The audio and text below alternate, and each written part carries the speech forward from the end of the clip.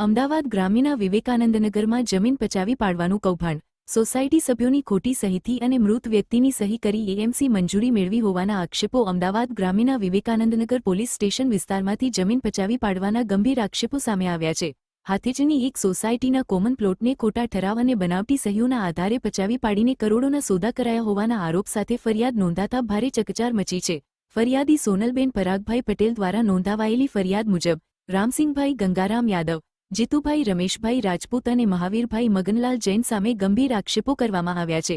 ફરિયાદ અનુસાર હાથીજણ ગામ સ્થિત લાલગેબી નગર કોઓપરેટિવ હાઉસિંગ સોસાયટીના કોમન પ્લોટ માટે સોસાયટીના સભ્યોની ખોટી સહીઓ સાથે બનાવટી ઠરાવ તૈયાર કરી અમદાવાદ મ્યુનિસિપલ કોર્પોરેશનમાં રજૂ કરવામાં આવ્યો હોવાનો આરોપ છે.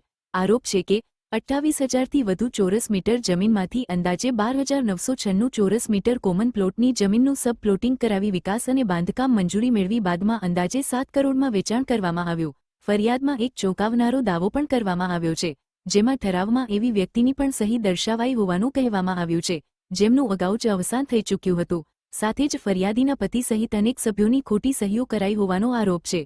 મહત્વની બાબત એ છે કે ફરિયાદી દ્વારા આરટીઆઈ હેઠળ માહિતી મેળવ્યા બાદ સમગ્ર મામલો બહાર આવ્યો હોવાનું જણાવાયું છે. આ સમગ્ર મામલે વિવેકાનંદનગર પોલીસે બનાવટી દસ્તાવેજ, છેતરપિંડી અને ગુનાહિત કાવતરાની કલમો હેઠળ ગુનો નોંધી 2 આરોપીઓની અટકાયત કરી વધુ તપાસ હાથ ધરી છે.